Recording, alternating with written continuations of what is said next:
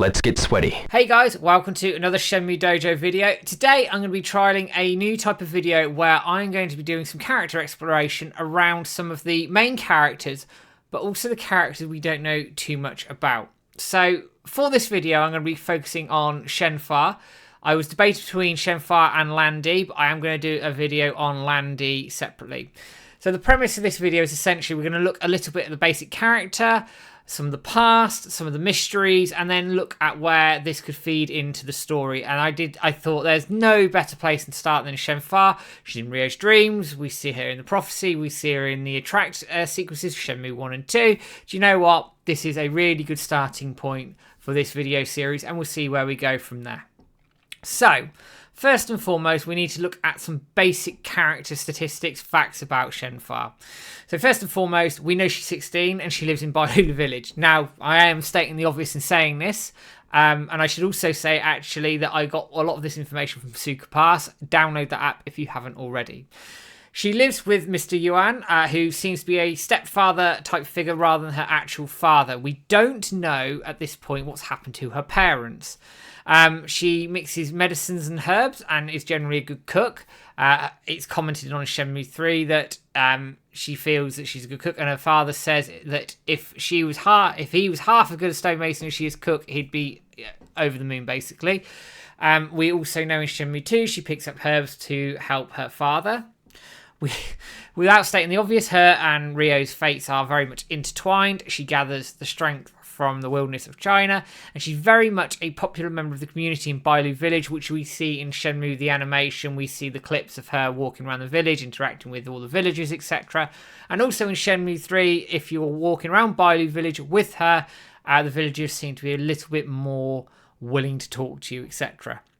So that's very much a very basic character overview of Shenhua. Very quick overview there.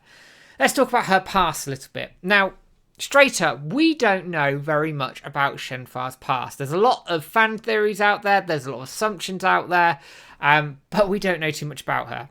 There is a cutscene in Shenmue 2 where she's seen with what seem to be her parents, although there is a theory out there that actually that's gone way further back than Shenhua herself and might be an ancestor of hers, under a Shenmue tree, in a cradle hanging off the tree, and obviously she is then named after the petals falling off the Shenmue tree, Shenhua. So we also know there's multiple Shenmue trees, which are essentially cherry trees in Shenmue games. You've obviously got the one at the Hazuki Dojo, you've got the one at Shenhua's house, you've got the other one that she's found sat under in Shenmue 3, and we've also got the one that is in this cutscene. Now, there is a theory out there that this cutscene was from hundreds of years ago, and that's the first of her lineage, and therefore where her house is could even be on top of the ruins of essentially where this town or city or whatever it was thing is essentially was. She's in very much, and her family are in very much royal type clothing, so it is implied that she's got some sort of status, could be related to the emperor or empress, or both. Either way, we don't know at this point. If it's set nearer to her actual birth and the current character Shenhua, then that would be around 1971 and fairly more recent, which would then imply it could have been Luoyang or a potential city or town in further China. What we also don't know is how the hell she got to Bailu Village. We know her parents both died when they were very, very young, and she was very young, and we don't know how she got there. So she's lived with Mr. Yuan from a very young age, quite likely, potentially even a toddler maybe, we don't know.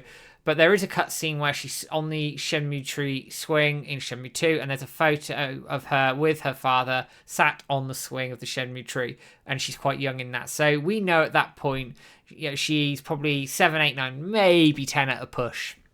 But that's it. We don't know a huge amount else about her past. She has a lot of mysteries, and this is probably the bulk of this video, if you like. She has a very unique ability to be at one in nature, and she draws her strength from this. Now, this goes from being able to predict weather changes or understand the animals around her, which Ryo finds not daunting or intimidating, but he certainly finds it interesting. There is a particular cutscene in Shenmue 2 where she raises the dandelions on the trip back to Bailu Village with Ryo, and obviously at that point Ryo's quite surprised by this, and he's almost taken aback by it.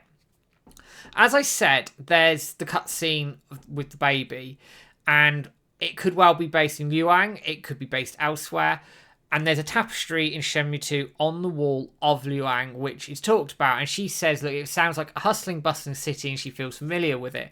In Shenmue 3, that's changed a little bit, and it's essentially not there. But what we do have, and what she talks about, is she talks about having experienced in her dreams many birthdays and links to her ancestors, like she's lived many lives. So that's then feeding into her mystery that actually, is she some magical link to this other lineage, her past, her parents, and much beyond that? We don't know, but it's a mystery here that's really, really interesting. She has also the ability, what looks to be, use mind control powers or manipulation powers. We see this with Yanglan. She absolutely shits him up. When he's being interrogated by Ryo, she asks him to step out of the room. He starts screaming, and then she's like, right, you're ready to talk now. And then she offers him a second dose if he doesn't cooperate. There's also, when she meets Ren for the first time, his tone, tact, interaction with her changes very, very quickly when she gives him some dirty sort of look. He is not... he's probably intimidated, if anything else, by her, which is quite interesting. He's certainly not too comfortable around her, is probably the words I would use for that. There's then her magical powers. Now, in Shenmue 2, we see probably a glimpse of that when she uses what looks like ki to essentially push the sword down in Shenmue 2. Now, that is retconned, of course. We don't see that in the opening to Shenmue 3, but she's using some sort of power to lower that down into the plinth, or whatever you want to call it, ready for the rest of that scene to kick off. So there's that element to it. We then go into what I assume is still canon, and I'm going to talk about Shenmue Online in this as well, Project Berkeley and Shenmue Online. Now, in the Project Berkeley video, we see very clearly that Shenfire gets hurt and then quite openly pushes these two guys away using some sort of power, puts together this sort of power ball, almost Dragon Ball Z type style, and then explodes everywhere, taking out everything around it in what looks to be potentially the Cliff Temple. So there's a mystery there.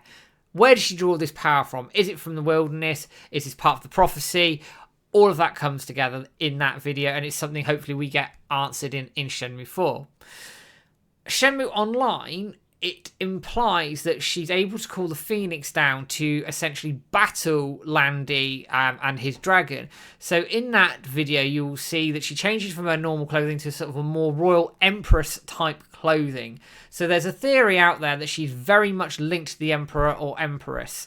And then Landy could be the other side of that thing. It could be somebody who was attempting to overthrow them, or potentially he could be related to Shenfire in some way, shape or form. We don't know. When you think about it, in Shenmue 3, you see the picture of the Verdant Bridge, and you see both the dragon and the phoenix symbols on there. And that could well be a lead-in for those two to be intertwined in some way, shape or form.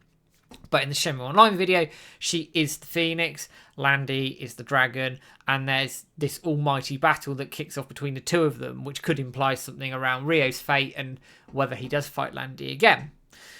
From the anime, it's implied that she's a bit more grounded, but she's starting to question herself, her existence, and also the village prophecy, which is obviously intertwined into the mainline Shenmue prophecy, which has had about 3 rewrites now, but is very much part of the journey and where we're going.